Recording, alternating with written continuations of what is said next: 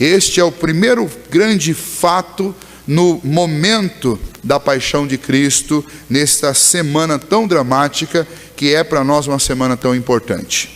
Muito bem, quando nós olhamos para este texto, nós vamos encontrar nele dois contextos, nós vamos encontrar dois cenários, como se Marcos estivesse nos proporcionando uma peça teatral com dois cenários. Esses dois cenários estão completamente divididos em termos de intenções. Um cenário, que é o primeiro, que aparece no versículo 1 e 2, você tem os meandros, você tem as salas fechadas e escuras da religião judaica, onde homens religiosos tramam contra a vida de Jesus.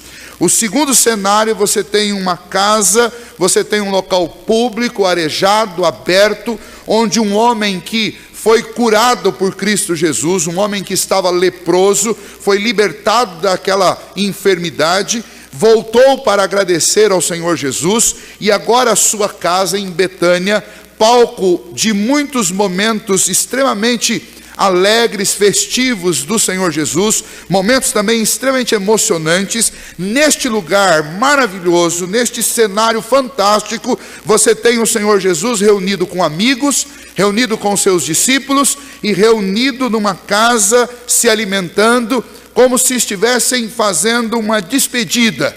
E neste cenário surge uma mulher que é a personagem central do nosso texto aqui, e ela faz algo inesperado com Jesus.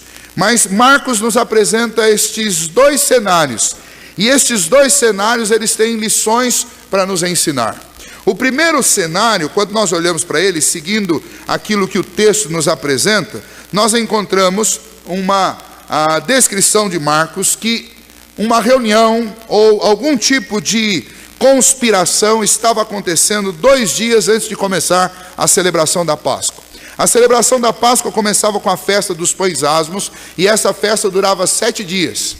E esse período é o período de preparação para a Páscoa. Provavelmente era aqui uma quarta-feira, 2 dias antes do início da festa dos pães asmos, provavelmente então uma quarta-feira. A festa começaria na sexta, e eles estavam 2 dias antes, eles estavam numa quarta-feira. E nesta quarta-feira tão terrível, tão macabra, os principais sacerdotes e os escribas procuravam, eles estavam estrategicamente planejando um jeito de prender Jesus. Por quê? Primeiro, porque Jesus, eles já sabiam que ele estaria, porque Jesus tinha como hábito fazer isso. Eles já tinham visto Jesus fazer isso 2 vezes. Uma das vezes foi quando ele curou aquele homem lá no tanque de Betesda. A outra vez foi quando ele mesmo declarou que ele era o pão da vida. Ele era a água da vida. E então eles sabiam que Jesus estaria ali. E eles estavam planejando como que eles fariam para pegar Jesus. Eles estavam planejando um ato traiçoeiro. Eles estavam planejando um ato secreto, porque eles queriam também que isso não acontecesse durante a festividade. Tinha que ser em algum momento onde o povo não estivesse na rua, em algum momento onde as pessoas não vissem, para que isso não gerasse tumulto, e para que Jesus fosse colocado de uma vez por todas no anonimato. Essa era a intenção deles. O que é estranho nesta passagem é porque as pessoas que estão fazendo isso não eram ímpias, não eram os bandidos, não eram os homicidas, não eram os homens violentos. As pessoas que estavam tramando isso não eram os beberrões. As pessoas que estavam tramando isso não eram aquelas pessoas que se prostituíam. Essas pessoas não eram os imorais lá de Jerusalém. Essas pessoas eram os principais sacerdotes, era a nata da religião de Jerusalém, era a nata da religiosidade do povo de Deus. Eram estes homens que estavam na surdina tramando contra o próprio Filho de Deus. E este é um cenário, sem dúvida, macabro, é um cenário estranho, é um cenário completamente apodrecido dentro de uma religião. E talvez esse seja o ponto culminante de tudo aquilo que Jesus vinha fazendo naqueles 3 anos. Jesus começou, se você lembrar comigo lá do capítulo 1 e capítulo 2 de Marcos, Jesus começou o seu ministério pregando. E ele começou pregando dentro das sinagogas, mas dentro das sinagogas ele começou a expulsar demônios de pessoas religiosas que estavam lá dentro das sinagogas, se passando por santos, e eram nada mais, nada menos do que homens que estavam possuídos por demônios. Em contrapartida, Jesus começou a sair das sinagogas e a pregar em casas como a casa de Levi, que era um publicano, um conhecido homem que roubava, um corrupto. E nessas casas ele era bem recebido, e nessas casas pessoas criam na mensagem de Jesus, pessoas experimentavam a transformação como Levi experimentou, pessoas eram chamadas do seu estado de perdição para a companhia de Cristo Jesus, para seguir a Cristo. Então é como se lá em Jerusalém tudo tivesse virado do avesso. A religião fosse o lugar de apodrecimento e as ruas fosse o lugar de salvação. Isso estava acontecendo lá, e isso foi gerando um ódio, um rancor, uma raiva por parte dos religiosos, porque eles não suportavam que a presença de Cristo denunciava o desvio que aquela religião estava vivendo. A presença de Cristo era uma presença graciosa. O próprio Jesus disse: olha, eu não vim para os sãos, para aqueles que se acham bons, eu vim para os doentes, para os perdidos. E isso colocava Cristo na contramão de tudo o que a religião judaica pregava. O resultado foi que depois de quase 3 anos desta tensão, estes religiosos não suportavam mais a presença de Jesus na Palestina, e eles queriam encerrar isso. Por outro lado, havia alegria e júbilo por parte dos pecadores agora arrependidos, que receberam através da mensagem de Jesus esperança. E então nós deixamos este cenário obscuro dos meandres da religião judaica, e nós vamos para o outro cenário. O outro cenário, Betânia, este lugar maravilhoso que foi palco de muitos milagres, este lugar onde o Senhor Jesus encontrou-se com pessoas extremamente amáveis, viveu momentos de íntima comunhão e amizade com amigos como Marta, Maria, como Lázaro, que foi ressuscitado por Jesus. Este lugar onde Jesus tinha muitos amigos, companheiros, gente que tinha sido transformada por Jesus. Jesus vem para este lugar, na casa de um homem chamado Simão, era também adjetivado como leproso, porque em algum momento da vida dele ele viveu abandonado, fora da cidade, proibido de ter contato com as pessoas, porque ele estava tomado de lepra.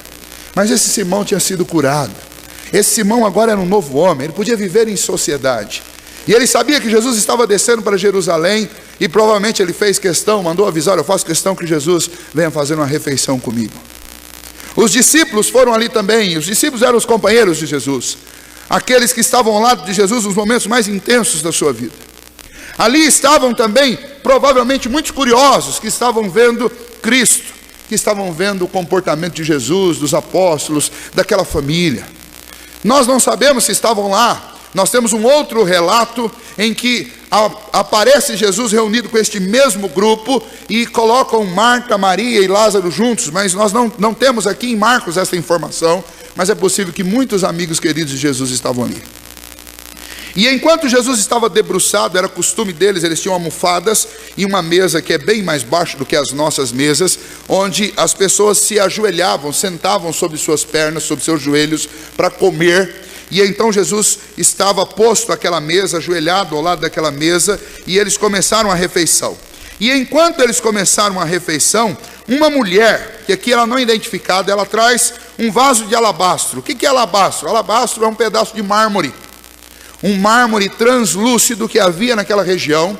E esse mármore translúcido, ele era esculpido para formar um vaso, e havia certa nitidez, era possível enxergar o que estava dentro daquele vaso. Então aquele vaso era valiosíssimo, porque esse material era muito caro naquela época. E então uma mulher surge com um vaso de alabastro, e dentro dele há um unguento, há um perfume à base de óleo de uma raiz que só é produzida no Himalaia, chamada nardo. E o texto de Marcos diz que era uma essência, um bálsamo de nardo puro. E essa mulher traz este líquido que também é um líquido valiosíssimo, dentro deste vaso valioso. E naquela reunião, onde todos estão conversando, se alegrando, Jesus está se alimentando, ela quebra o lacre, porque não era lacre de plástico naquela época, ela tem que quebrar o vaso para poder tirar o que tem dentro dele. Ela quebra o vaso e o derrama sobre a cabeça de Jesus. E a ideia é que era bastante, o suficiente para ungir o corpo de Jesus. Provavelmente um vidro de perfume daqueles de 450 ml, daqueles que toda mulher sonha. Mas muito mais caro do que todos os que tem por aí para comprar. Porque o texto diz que este vaso de alabastro, ou esse líquido que estava ali, ele poderia ser vendido por mais de 300 denários. Só para vocês terem uma ideia, um denário era o salário de um operário naqueles dias do dia. Quanto que um operário ganhava por dia lá? Um denário. Se nós fôssemos transferir para nós aqui hoje, seria cerca de R$50 ou R$60, uma diária de um trabalhador braçal. Um denário. Aquele vaso valia mais de 300. Bom, se fosse 365, seria o dinheiro do trabalho de um ano inteiro. Se fosse transferir para a nossa moeda, 100 denários seriam R$5.000 e 300 denários seriam R$15.000. Você tem ideia do que valia este unguento. Nós não sabemos há quanto tempo esta mulher estava planejando este feito, mas provavelmente ela trabalhou durante pelo menos um ano para realizar este seu sonho, este seu desejo de ungir ao Senhor Jesus com um perfume caríssimo. É bem mais provável que ela tenha trabalhado um pouco mais do que isso, mas eu acredito que nenhuma das mulheres que estão aqui presentes possam ter em casa um vidro de perfume que custe R$15.000.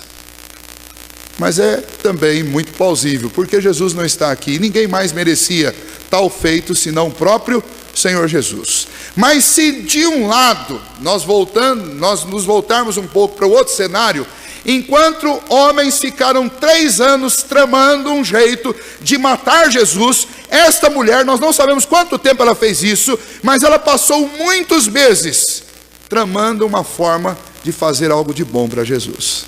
Veja que contraste que Marcos nos apresenta. Mas isso não é ainda não é o quadro final.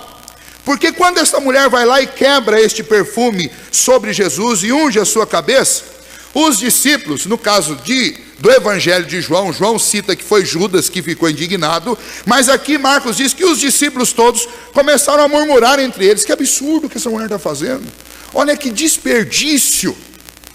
Este bálsamo poderia ser vendido por mais de 300 denários e nós poderíamos dar dinheiro aos pobres. Era hábito em Israel, em Jerusalém, naquela semana da Páscoa, presentear pessoas pobres, pessoas humildes, com 40 denários. Então você imagina que eles pensaram o seguinte: olha, nós poderíamos presentear quase que 10 pobres com isso. Por quê? Porque este líquido era valiosíssimo. E esta oferta era para mudar a vida de uma pessoa pobre, de uma pessoa com dificuldade. Era, afinal de contas, o dinheiro de 1 mês e meio de trabalho. Era uma grande ajuda para alguém que estava passando dificuldade. E os discípulos começaram a murmurar entre eles que aquilo era um grande desperdício. Jesus, vendo-os se comportar dessa maneira, Jesus primeiro faz uma pergunta: por que vocês estão molestando ela? Deixe-a. E aí Jesus explica por quê que ele também estava indignado com aqueles discípulos por eles estarem murmurando. Primeiro ele vai dizer: olha, ela praticou uma boa ação, o que ela fez é uma obra boa, o que ela fez é algo maravilhoso, ela fez algo de bom para comigo.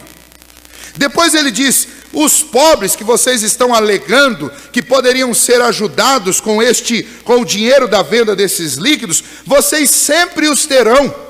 Ano que vem eles vão estar aqui de novo na semana da Páscoa. Mês que vem vocês nos encontrarão na rua. Se vocês quiserem ajudar, vocês podem ajudá-los em muitas outras ocasiões, mas a mim vocês não terão. E talvez isso faça mais sentido para nós do que para eles, porque eles estavam convivendo com Jesus.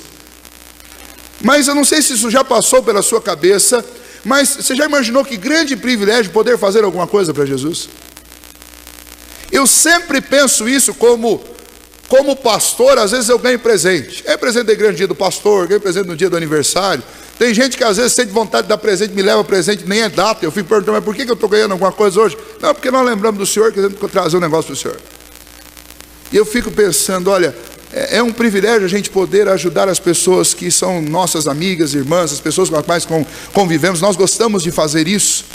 Você imagine o grande privilégio de poder fazer alguma coisa para o próprio Senhor Jesus. Mas esses discípulos, não sei se por conviver tanto tempo com Cristo, ou não sei se por estarem tão empolgados com as coisas que estavam acontecendo, ou tão ansiosos, ou tão preocupados, eles não entenderam aquilo, que eles tinham Jesus por mais pouco tempo com eles, e eles tinham que aproveitar o máximo, e eles tinham que tentar agradá-lo e fazer algo para ele, com todo o seu coração, com todas as suas forças, enquanto eles podiam fazer isso, mas eles não entenderam assim. E Jesus disse, olha, o que ela fez foi algo bom para mim, e ela fez algo que vocês não estão fazendo. Ela aproveitou o pouco tempo que eu ainda tenho aqui com vocês para fazer algo por mim, porque daqui a pouco eu não estarei mais. Os pobres vocês terão sempre com vocês sempre poderão ajudá-los, mas eu não estarei aqui. E então Jesus vai concluir dizendo que ela fez algo que talvez ela nem sabia, mas ela o ungiu por antecipação. E aqui vem uma informação interessante para nós. Esse tipo de unção com perfume, essa quebra de um vaso de bálsamo, de perfume, sobre a cabeça de uma pessoa, era uma tradição na coroação de reis. Então Jesus já tinha sido apresentado ao povo como um varão profeta, ou seja, alguém que anunciava a verdade. Jesus já tinha sido reconhecido pelo povo como um sacerdote, aquele que representava. E agora aquela mulher estava demonstrando que para ela Jesus era um rei. E então ela estava dando a Jesus o tratamento que ela achava que era justo a um rei. E também a um sacerdote, porque sacerdotes também eram ungidos com unguento. E então o que nós encontramos aqui é uma mulher que, com o seu desejo de fazer algo de bom para Jesus, ela cumpriu profeticamente aquilo que Jesus haveria de ser, o nosso rei.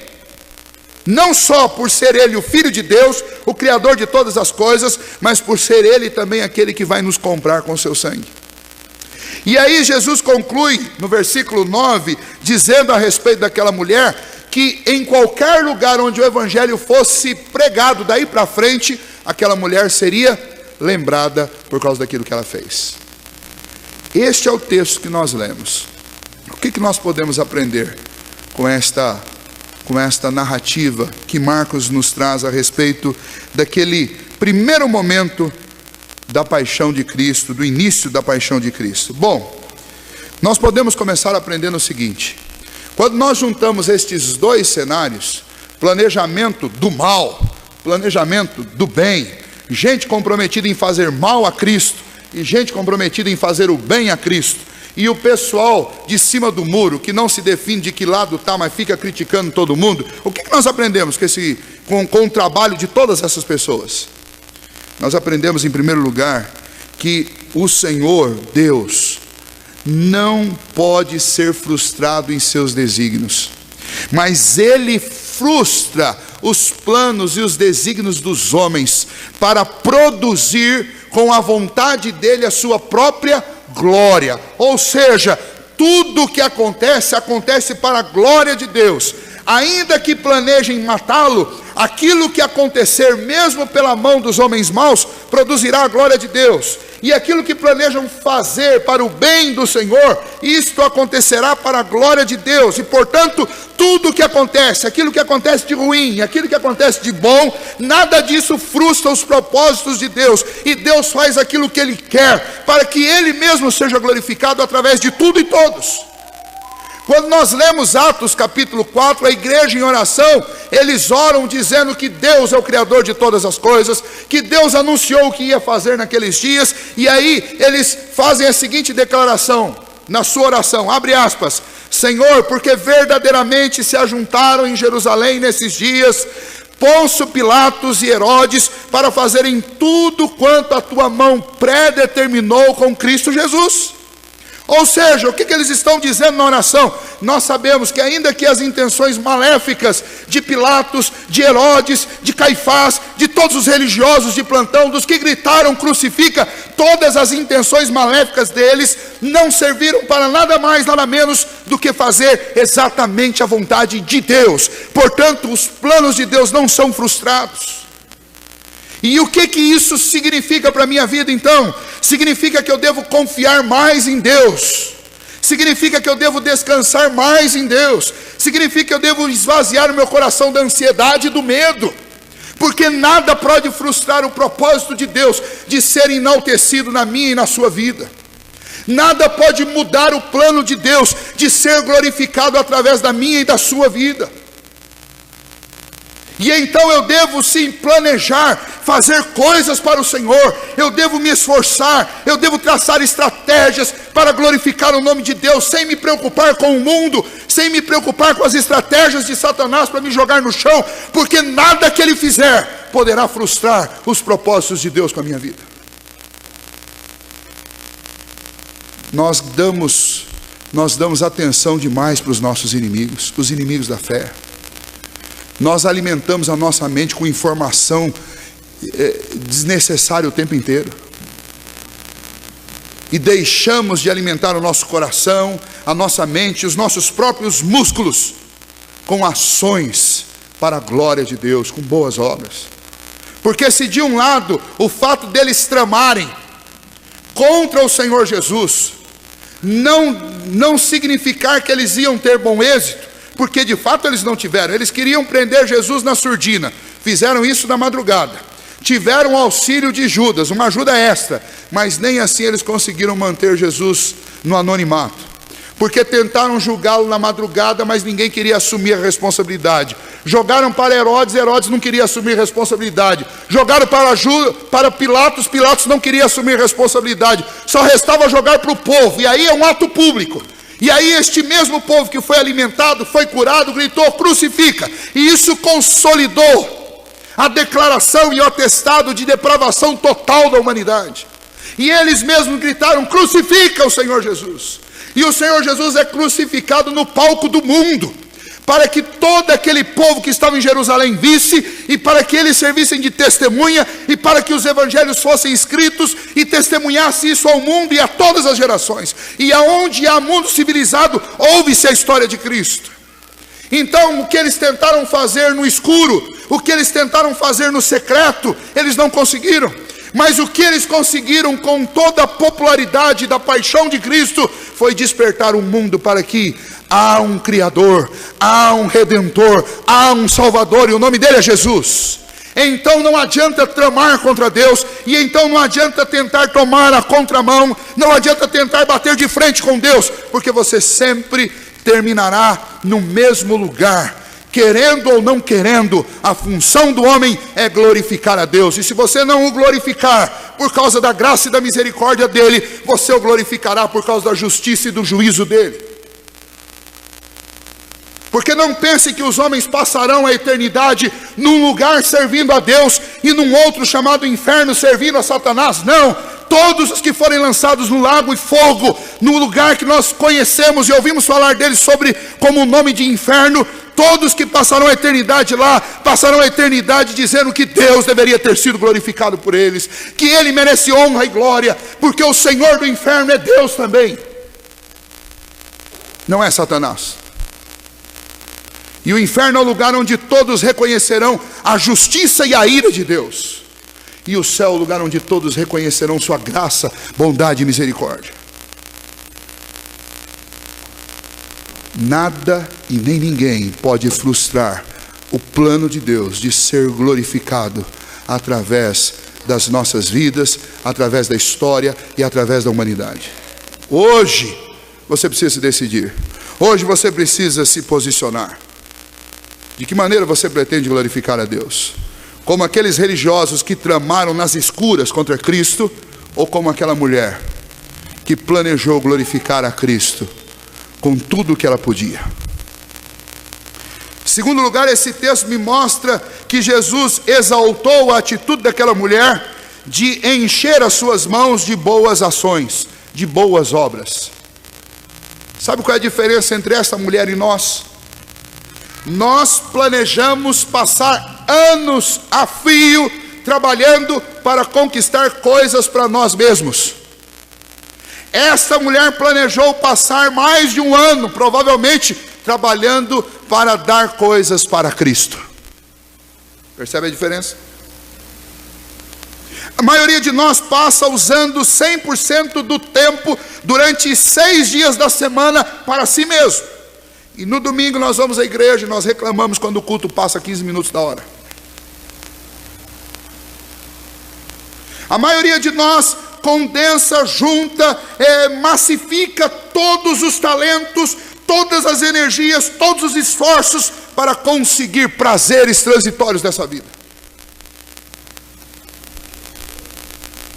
E essa mulher não pensou em prazeres, ela pensou em dar a Cristo algum momento de refrigério e de alívio, porque provavelmente ela acompanhava o ministério de Jesus de longe e sabia que este Cristo não tinha nem onde reclinar a cabeça, que ele vivia empoeirado pela terra do deserto, que ele vivia com a pele queimada do sol, que ele vivia no meio de hostilidade o tempo inteiro, que ele vivia no meio de víboras o tempo inteiro. E ela deve ter pensado consigo: eu quero trabalhar para dar um pouquinho de alívio, de refrigério, de alegria para Jesus. A pergunta é: em algum momento da nossa vida já passou pela nossa cabeça fazer isso por alguém além de nós mesmos?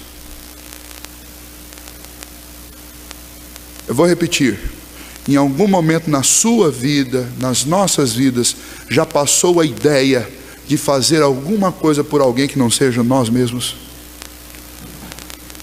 Jesus diz que aquela mulher foi uma mulher abençoada, uma mulher bem-aventurada, porque o que ela fez foi muito bom para com ele. Imagine Jesus dizendo isso: o que ela fez foi bom para comigo. Aquele bando de homem brucutu talvez não percebesse a necessidade que Jesus tinha de receber aquele mimo, mas Jesus precisava, e ele disse: olha, eu gostei do que ela fez, foi muito bom para mim. Quantas vezes você já ouviu alguém dizendo para você: olha, eu gostei do que você fez, foi muito bom para mim? Nós estamos o tempo inteiro querendo que seja bom para nós, e aí eu faço as coisas para mim, eu faço as coisas que eu gosto. Eu preciso de tempo para mim, pastor, preciso de tempo para minha família, preciso de tempo para... Tempo, conforto, ter, comprar. E a nossa vida se resume a isso. E vir à igreja acaba se tornando um negócio estranho, porque você chega aqui e tudo que você ouve é o contrário do que você vive. E aí nós começamos a entrar em colapso, porque a nossa mente ela fica aqui dentro como um peixe fora d'água, porque a nossa mente está condicionada o tempo inteiro em fazer coisas para nós, para o nosso bem-estar, e a gente chega num lugar que manda a gente fazer o contrário, e a gente não sabe muito bem o que a gente é. O que está acontecendo conosco? Está acontecendo conosco o mesmo que aconteceu com os discípulos. Eles olharam para tudo aquilo e falaram: isso é um desperdício. Porque nós estamos tão desacostumados de praticar boas obras, de fazer coisas para agradar ao Senhor. E o próprio Senhor Jesus diz: quando é que vocês fazem essas coisas a mim? Quando vocês fazem a um dos meus pequeninos. Vocês me deram de comer quando eu tive fome. Eles perguntam: mas quando o Senhor teve fome? Não, eu não, os meus pequeninos. Vocês me deram de vestir, mas quando nós demos de vestir o Senhor? Não, quando vocês vestiram os meus pequeninos. Vocês me visitaram, quando vocês me visitaram? Quando vocês visitaram os meus pequeninos. Como é que eu agrado o Senhor Jesus hoje? Agradando aqueles que são meus semelhantes e fazendo isso em nome de Jesus. Mas nós somos uma sociedade egoísta, uma sociedade hedonista. Nós só queremos coisas para nós e para os nossos próprios prazeres. Nós somos viciados em nossos próprios prazeres. E então fazer alguma coisa para o Senhor é impensável. E então, como nós falamos hoje cedo, assumir compromissos dentro da sua denominação, dentro da sua igreja, é impensável. Pastor, conte comigo, só não põe meu nome aí. Eu vou ajudar, mas eu quero ficar aqui. Não, você não quer ficar aqui, sabe o que você quer? Você não quer compromisso. E aí entra o terceiro ponto. Jesus disse para essa mulher uma frase que nós todos deveríamos desejar ouvir de Jesus. E infelizmente, a maneira como nós nos comportamos, nós estamos muito longe de ouvir isso. Jesus disse para mim, uma das frases mais fantásticas do Evangelho, Jesus disse para eles, ela fez o que ela pôde. Não sei se você percebe o que isso significa. Jesus disse, ela fez o que pôde. Para você entender, para nós entendermos como é, o que é que esta frase significa, é uma pergunta muito simples. Pense, se Jesus tivesse que dar uma nota para tudo que você fez em nome e por Ele e pelo reino dele até hoje, Ele diria o quê? Você acha que Ele diria que você fez tudo o que você pôde? Você acha que Jesus diria de nós o mesmo que Ele disse dessa mulher?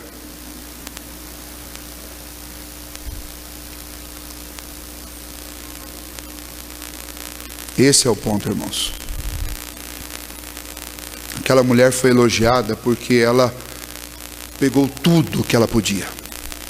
Ela doou o tempo, ela doou o esforço, ela doou o trabalho, ela doou o que ela ganhou com o trabalho dela, ela doou tudo. E Jesus disse, ela fez o que pôde. Sabe o que nós fazemos hoje? Nós fazemos pelo Senhor o que nos convém. Não é o que nós podemos. Eu posso fazer tal coisa? Mas não me convém. Por quê? Porque eu planejei outra coisa para essa semana. Você pode fazer tal coisa? Eu posso, pastor, mas esse dia não dá. Pode fazer tal coisa? Não posso, porque eu estou comprometido com outras coisas. Pastor, o senhor pode fazer? Eu não posso, porque hoje não dá. Para não tirar meu corpo fora, porque isso engloba todos nós.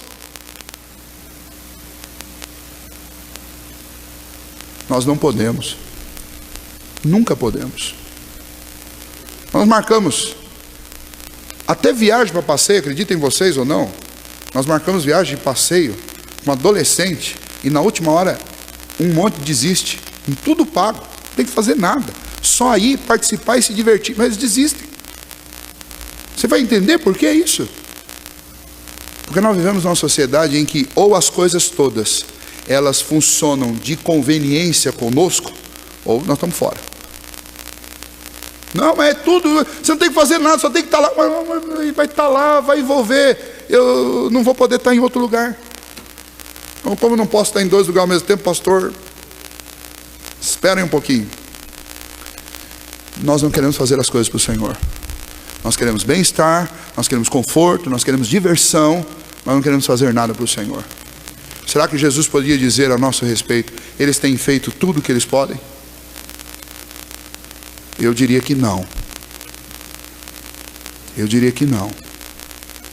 Diria que não a meu respeito e diria que não a respeito de vocês. Porque nós reclamamos e nós temos dificuldade até de participar de cultos uma vez por semana. É isso que nós estamos fazendo para o Senhor? Irmãos, esse texto nos chama a corar de vergonha.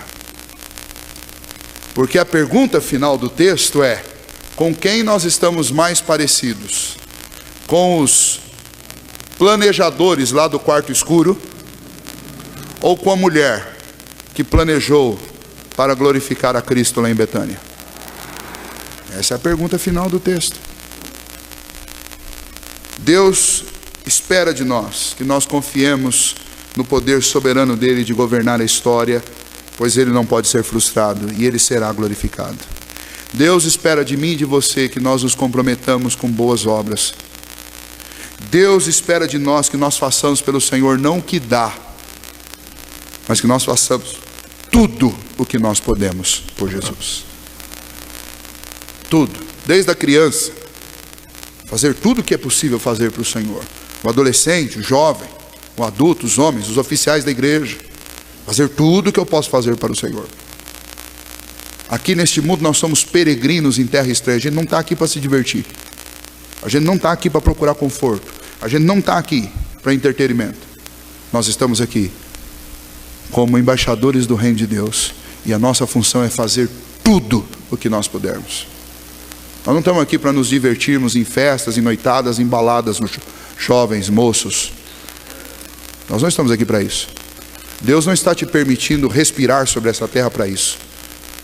Mas Ele está te dando a oportunidade de respirar e viver, para que você faça tudo o que estiver ao seu alcance, para a glória dEle, para que Ele seja honrado, para que Ele seja glorificado, para que pessoas conheçam a Cristo Jesus. Esta religião de conforto, esta religião de comodismo, ela é estranha ao Novo Testamento, ela é estranha ao Evangelho. Não é isso que está aqui na Bíblia. Então, ou você não carrega mais a Bíblia, ou você muda de comportamento. É isso que a palavra de Deus nos chama. E Marcos faz questão de mostrar esses dois cenários, para mostrar que existe diferença sim. Existe diferença entre gente religiosa e existe diferença entre gente que ama Cristo. Gente religiosa é gente da surdina, é gente que gosta de fazer coisas em secreto, é gente que não está comprometida com Cristo, é gente que não quer a glória de Cristo. Gente que ama Cristo faz coisas públicas, gente que ama Cristo trabalha, gente que ama Cristo se compromete, planeja, faz coisas extravagantes para o Senhor. Gente que ama Cristo não enxerga nenhum outro alvo plausível como projeto de vida, senão fazer aquilo que vai glorificar o nome do Senhor Jesus. A questão é quem nós somos. Esse texto nos faz esta pergunta. Que em nome de Jesus nós possamos responder esta pergunta, e que nós possamos entender o alerta que este texto faz. O início da paixão de Cristo para nós é exatamente nesse cenário, onde religião é posta de um lado e o amor por Cristo é posto do outro. E nesse cenário nós devemos entender claramente com quem nós mais nos parecemos. 2000 anos se passaram, mas o problema continua o mesmo. Tem gente que gosta mais da religião do que de Cristo. Tem gente que gosta mais do conforto do que de Cristo. Tem gente que gosta mais da vida desse mundo do que da vida que foi prometida por Cristo Jesus no céu para nós. Por mais absurdo que pareça, mas é verdade. E o que nos faz perceber isso é a maneira como nós nos comportamos em relação a Cristo na nossa vida cotidiana. Que Deus nos ajude para que a gente possa responder corretamente a estas perguntas que foram feitas, e que o Senhor nos ajude a amá-lo de todo o coração, trabalhar e se envolver na sua obra, para que a gente possa ouvir da boca de Jesus: Ele fez tudo o que Ele podia. Enquanto você não estiver ouvindo esta voz no seu coração, não pare, não descanse, não desista.